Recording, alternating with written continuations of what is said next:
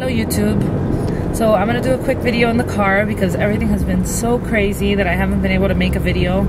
I have to make my first aid video and I'm gonna try to make that in the next couple of days, but like I said, I had a lot going on with med school and with the baby too, so everything's been a bit crazy. I just wanted to make a couple comments. First off, today I watched a video from, I think her name is Married in Med School, about healer's art, and it really touched, wait a minute, it really touched me. I feel like, especially doctors, sometimes we forget what we're here for and what we're doing for patients, and people are like really not very supportive of their patients, and you know, patients are like labs. And I don't know, even when I was a nurse, there was nurses like that, and I always tried to remember why I'm there, and I've always tried to feel like it could be my grandmother, or it could be my son, or it could be my mom, or I've always really tried to do that. I don't know. I mean, I know there's burnout during residency, and I'll see when I get there, and especially with the specialty I like, OBGYN, I'll probably, it's pretty bad. So I hear people lose touch a lot because of the burnout you get from all the work and all the hours, and I hope I won't be one of those people, but I mean, her video really touched me, and I was so happy she made it. So good for you for taking that course. Here in Costa Rica, we don't have those elective type courses. There's a program, and that's what we follow, and that's it. So I wish I could take a course like that. I really wish I could. And she also talked about balance and how it's so hard to balance med school and life and being a regular person. I have the same situation as she does, where my husband goes to med school with me, so that makes it a little bit easier, because we're on the same, you know, page. But family doesn't get it, you know. Family, it's really hard. And you know, I was cracking up your whole video, like when you were talking about where your family doesn't let you talk about med school. Well, I mean, my family never told me not to talk about med school, but I know, I'm sure they think about it. It's what you want to talk about all day, especially when you love it, you know. I really, this is my and this has always been my dream, so I'm really happy about what I'm doing, and you know, I too am excited about medicine every day, like you said. I don't tone it down though, I try not to. But yeah, I guess people think I'm a little nutty for that, but I try not to tone down my excitement.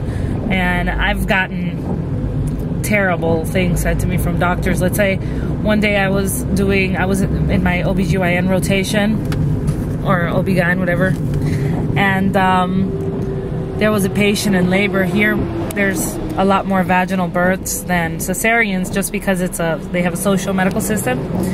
And the patient was alone. Her family wasn't in there. They don't let the patient's family member in the labor and delivery rooms, only during visitation hours, so that they can get their work done.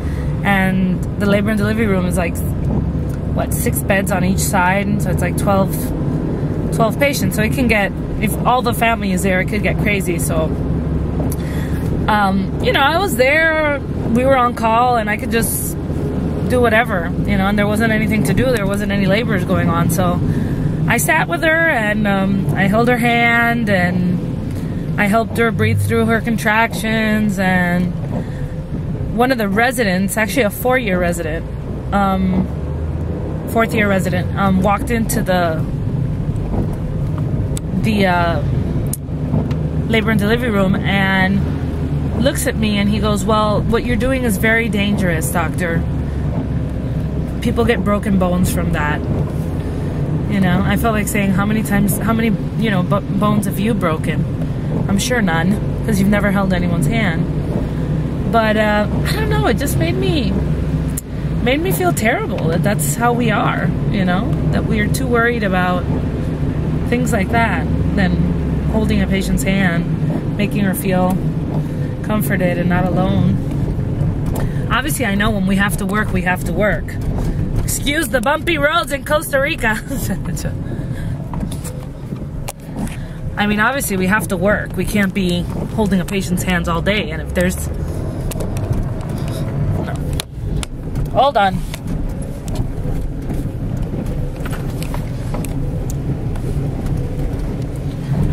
We can't be holding a patient's hand all day, but I mean, you know, if it makes them feel better and there's no emergencies going on around you and you have the time, why not? What are we here for? What is this about? Is it better to go drink coffee? You know? I don't know. But I'm extreme, or people tend to say that I'm a little extreme with those things, but I guess because I was a nurse first. I don't know. But I take my patients very seriously.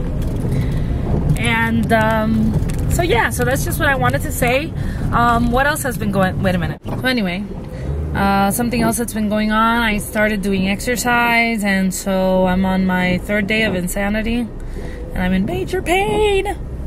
But you know, thank you. I'm hoping that I can lose some weight. So that's it. I just wanted to talk about those things and say that my first day video will be up soon. I'm sorry for not putting it up, but I was sick last week and so was the baby, and everything's been crazy. So obviously it's crazy. I'm making a YouTube video in the car for the first time, and you can see what's in the back seat here. We have a sleeping baby. He passed out. We just got out of the pediatrician's office for a checkup. He was a little bit anemic at his 1-year appointment, and we've been giving him iron, and he's still a little anemic, so we're thinking it's something else, like a thalassemia or something. So we gotta go to a hematologist. So everything's been crazy. I'll see you guys soon. I'll make a video this week. I promise. I promise. Okay? Bye.